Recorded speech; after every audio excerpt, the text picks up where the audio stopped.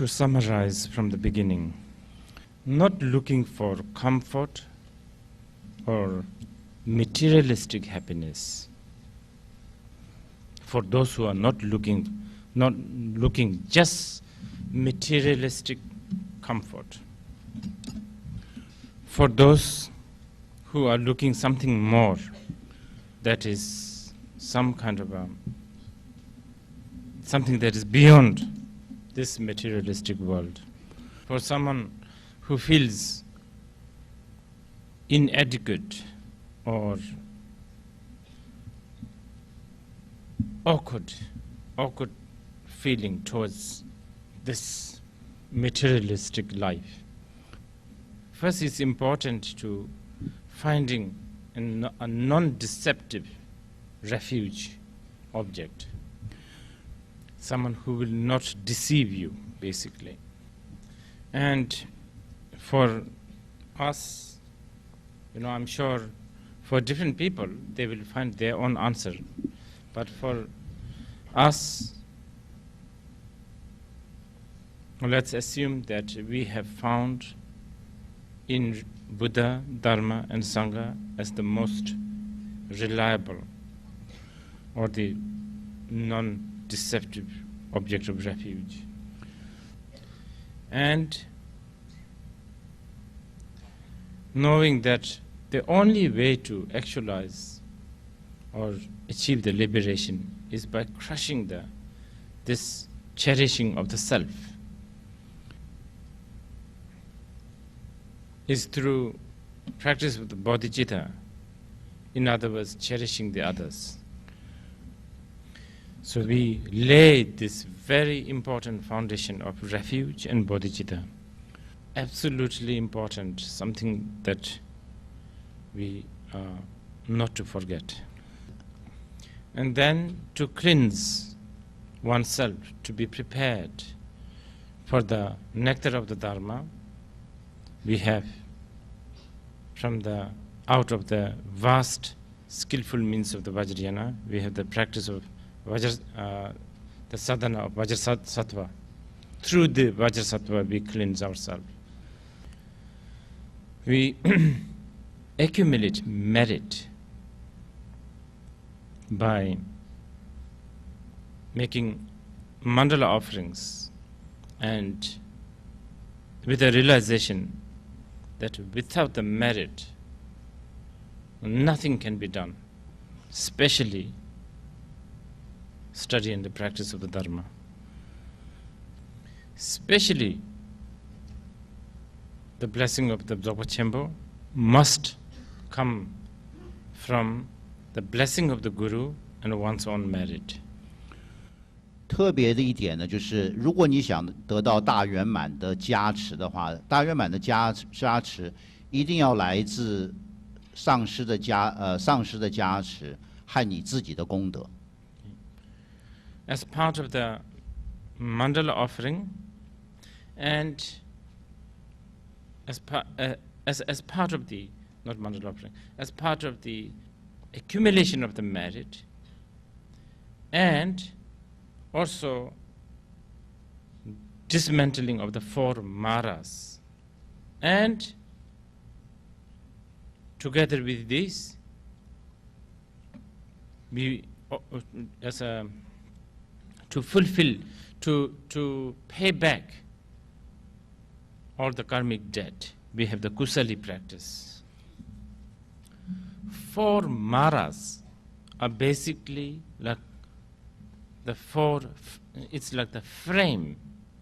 It's like the frame that like you have a photograph that you frame. 4 maras are your frame.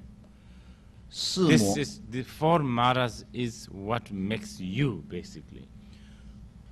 This cutting this frame, dismantling this frame is practice of kusali. At times it's also known as the practice of cutting. Everywhere these days the is becoming very popular. I have a slight suspicion that they all like to sing, and probably that's the only reason. And of course, they like all the other paraphernalia, like the human, like the trumpet and the damaru and all that. And the worst is they like their own voice. They're in love with their own voice. And that, by the way, loving your own voice, loving yours, basically loving, this vanity is the son of the Mara. First frame. Son of the God. No, sorry, son of the God. The Mara, the son of the God. And then, of course, the aggregate, the Mara of the aggregates. And then Mara of the emotion. When there's this three, there's a Mara of exhaustion or the death. Well, these four Maras are what we are made. These are our ingredients. This, like it's like a tomato soup has a, certain ingredients. Without ingredients, there's no tomato soup. So, so-called us, me, us is this four Maras. And this Kusali practice is really, really good. This, Kusali means, beggar, kind of the destitute. You don't really have to spend much, you really nothing basically. Your own body, you are accumulating merit through your own body. Well, as you have noticed, all the description of the visualizations I have not gone through with detail, because I think you can also read this, and I'm only telling you here the sort of the theory and what you need to know, the sort of the theory behind. The description and all of that is very relative. So I'm not going to explain this, completely. In the actual technique of practicing, as we say pay, we then transfer our consciousness. Our consciousness comes out of our body and up in the space, arise ourselves instantly as a dakini. Basically a dakini, you reason. And by the way, do you know what dakini means? It's equal to bitch. It's worse than that, actually. Yes, Gedun Shepherd said it's very funny these days. Some people, like looking for dakinis, if it is some beautiful, wholesome this. Some people are very proud of thinking that they are the dakini. But dakini is worse than bitch, basically. And then this dakini then cut your ex-body, so to speak. Cut it into pieces and then bless this with letter Om Ahum. And then your body, your blood, your vein, all this becomes nectar. I think nectar, the Amrita, is such a very, very, very big study in the Tantrayana. At this point, I think the closest thing that you can think of is Amrita is a substance that is multifunction. Like I can offer this to a person as I can offer this to the Buddha as an offering of flower. I can offer this to a girl, which could lead to things. I can offer this to a goat, which we know what happens. So one substance having multifunction. And that is the reality of all phenomena, you see. Actually, it's not like it's transformation. Actually, it's not a transformation. It is how it is. So you are this pus, blood, hair, skin, all of this transforming into multifunction offering substance, offered to the Guru, Deva, Dakini, Buddha, Bodhisattvas, all the just Buddhas of the past, present, and the future, the 10 directions. So as I was saying, the Kusali practice is cutting the four frame of the maras. At the same time, now it's accumulation of the merit. And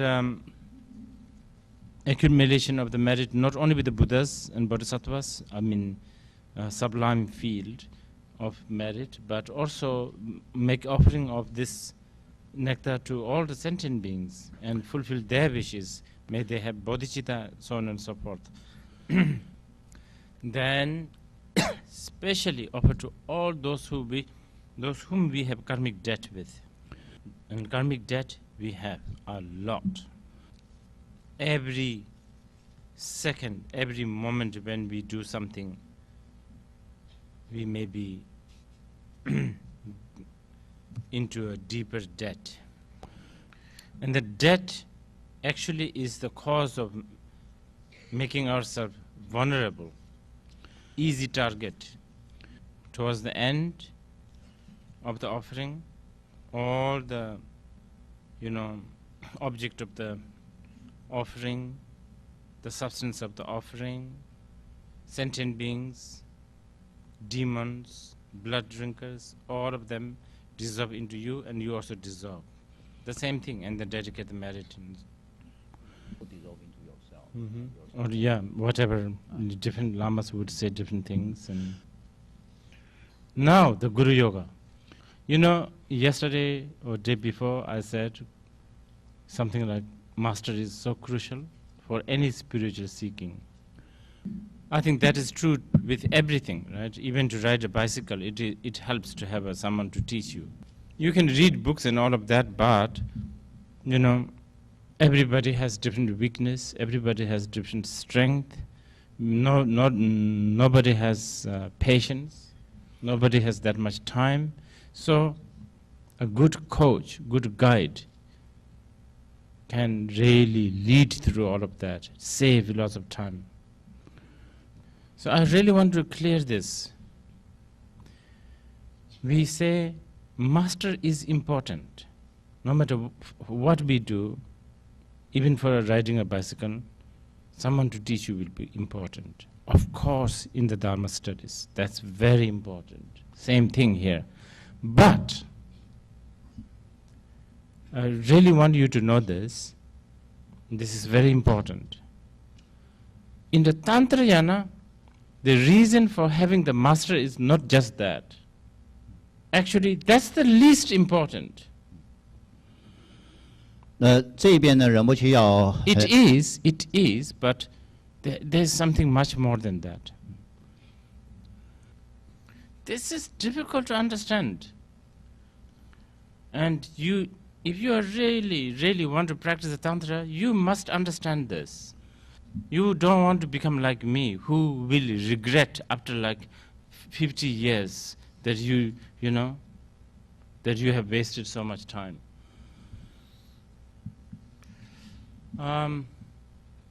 Yes, I think the general language is we need a guru to teach us. But the teach, what does that mean? Teach is very vast. Teach means so much. Teach could, right now teach is like somebody talking, reading things, and explaining things, isn't it? But that's just kindergarten stuff. Even for myself, I've realized this much later. It's just, this is how thick one can become. I have received so many teachings from the Khenpos, great, and they're very compassionate and they're great masters. Khenpos, they talk and talk and talk, and they can really recite the sutras, they can recite the Shastra almost from the, from backwards they could read. That's what we call general teacher's job, right? Teaching, talking, basically. Then there are teachers like, after Dzongsar Khentse Rinpoche passed away, I didn't have many, I'm a very cynical person. I don't trust many lamas. Still I don't, actually. I have to tell you the truth. And but after Dzongsar Khentse Rinpoche passed away, I need to have somebody to ask. a little bit of my practice, and so this is much later, which I regret so much, because I should have gone earlier, so to speak, to meet to Ujjain Rinpoche. And it's so embarrassing. Rewinding back all of this is so embarrassing, actually, because I would write down my questions, some like intellectual questions. What is the difference between this and that? So and so Lama says this. What does he mean? All of that. Completely. It's so embarrassing. I would go like a page or 2 pages of questions to him. Every time I go and see him, he makes such a big deal. His veneration towards, supposedly my previous incarnation, Khentse Chokelodra, or also I think Dujum Rinpoche's family. And then he has all these attendants, nuns, then he's like always become suddenly so fussy, serve Rinpoche tea. And then they will bring the tea in. Did you put milk? How much milk did you put? Did you put sugar too much? Maybe Rinpoche doesn't drink. All that, about an hour of that. So, and then of course, it will be time for me to leave. And then really, all he would say is, don't worry, that's it. He would say.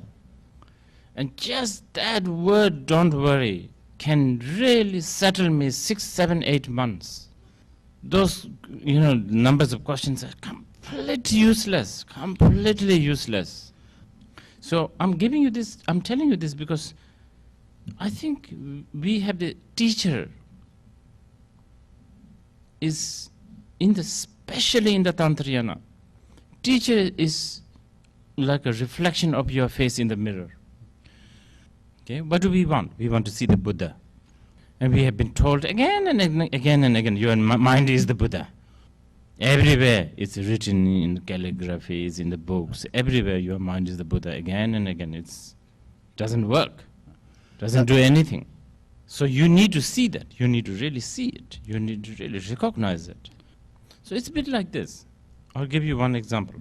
You see, I have the Buddha nature. Anyway, that's what they say. That's what the sutras say and the shastras say. And I kind of know that everything is my projection. So I can look at someone like Deva here, and he's my projection, of course. And my merit and my projection towards him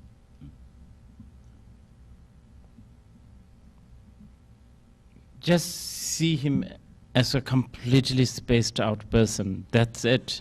Nothing more. Just, that's the only projection that I can appreciate. But my teachers, like Khentse Rinpoche, my merit, my projection accompanied by merit, my merit has a different kinds of projection towards Khentse Rinpoche. As far as being the projection, as far as being a projection, there's really no difference at all between Khentse Rinpoche and Deva. At all. Not a single difference. We hear from the tantric texts, one must see the Guru as the Buddha. There's many ways to understand this. I mean, one very kindergarten way is just think that he is a golden color, he has the Ushinisha, he has all of that. That's one very kindergarten way, though. See, for someone like me, my merit, my devotion has only allowed to see Khentse Rinpoche as a giant, big, and beautiful too. To the certain, my own projection of beautiful. That's it. As a human, as someone who, doze off sometimes, someone who eats, someone who goes to toilet sometimes. That's about the only thing that my merit is allowing. And by the way, this is not really a complaint, no? I think might as well that I have my teacher, the projection of him going to toilet, eating, all of that. Because otherwise, if it is otherwise, I don't know how I will take it.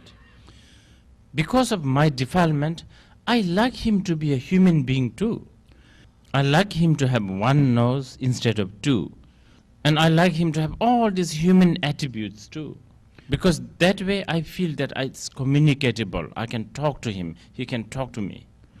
Okay, if my merit really increases and my defilement decreases, I'm sure my projection towards him will be totally different.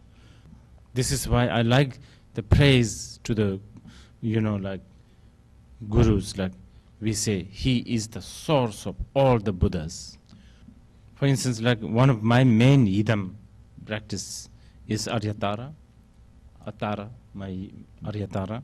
And I'm sure if my merit increases, defilement decreases, I will see him as this most beautiful woman. And that's fine, perfectly. I'm actually the example that I'm giving you has a little bit of personal experience. I've even told Rinpoche that Khentse Rinpoche is many times sort of referred as the emanation of Manjushri, So when I do my Manjushri sadhana, when I try to visualize Khentse Rinpoche as a Manjushri, I have a difficulty. It just doesn't click, I don't know. But when I do the Aryatara, the white Aryatara, and even those days when I try to visualize Khentse Rinpoche as Aryatara, just much better than the Manjushri. See, in a way it doesn't really make sense. He's a man and Manjushri is a man. It would be easier. But it doesn't work like that. Probably I have enough merit to see him, project him as Khentse Rinpoche, also as Aryatara at times. So this is how communication between one's Buddha nature and the reflection of this Buddha nature manifests, which I'm sorry to say at the moment is not happening with Mr. Deva, but I will try to have it. Because after all, we are supposed to, because everything is a Guru's manifestation. All appearance as the Guru. That's one of the main practice, isn't it? See, if you are really serious, especially with a Mahasandhi, Dzogpa Chenpo, devotion towards the Guru is just, it's like, this is really, make a note of this. I want to see the nature of the mind. I want to practice Dzogpa Chenpo.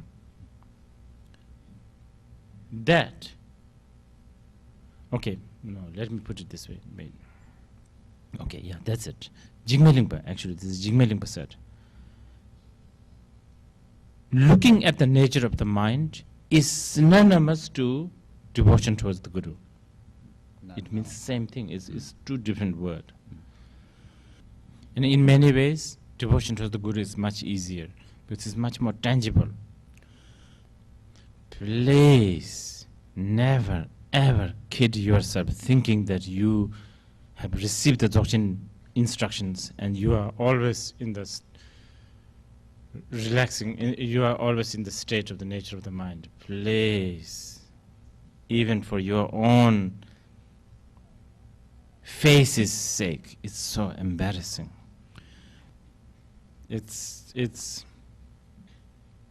But, I'm not again discouraging. It's doable, but because pride is, I tell you yesterday, pride is the most, pride and the jealousy. Pride, and then here, pride, very undetectable. In the process of staying in the nature of the mind,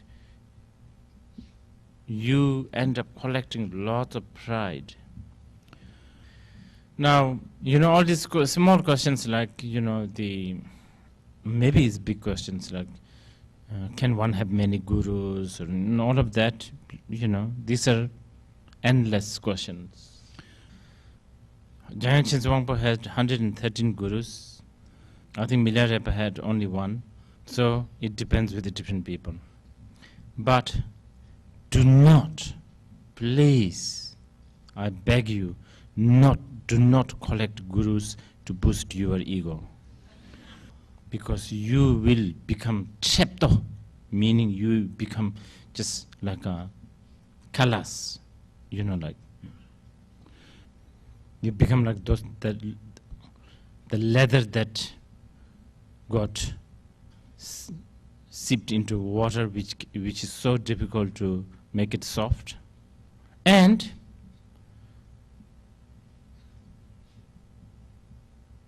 among other things, Guru is important because modern day people have one problem of focusing. They can't focus. First of all, modern people are skeptical. Then modern people are always, so they have the habit of changing gadgets, updating gadgets. So that's why focusing becomes difficult. For this kind of reason, for this alone, having a coach or qualified master is so important. Some of the technique of doing the Guru Yoga, many times when we do the Guru Yoga, the practitioner are encouraged to visualize themselves as a female deity, I mean a Dakini. And this I also like to explain a little bit because I think it's quite important. Why? It's okay. Just first, relatively, I mean more in a more common way, the feminine energy has the energy or the circumstance of receiving, the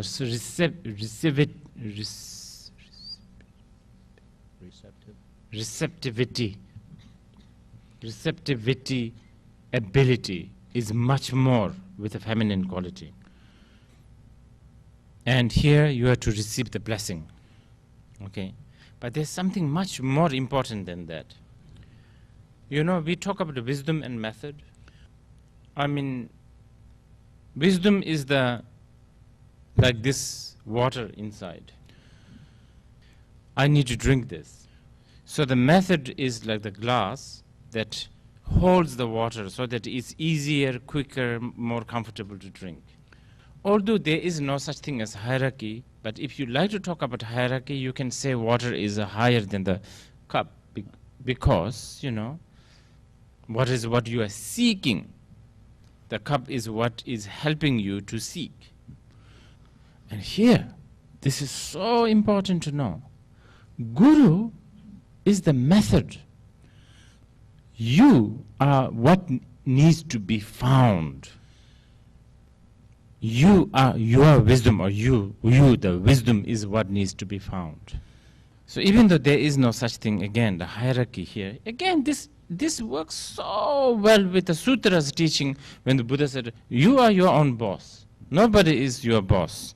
You know, it works so well with the, you know, so see, the tantric practice of Guru devotion is nothing to do with, you know, some kind of a theistic, truly existing external guru who will dictate your life. It's got nothing to do with that. So almost all the Guru Yogas, I have not really seen a Guru Yoga that the Guru is a female deity. For instance, like even in the, you know, Khentse Rinpoche Trema or Dujam Trema or any kind of Vajrayogini practices, there's always the Guru as a male and oneself as a female. And this should make the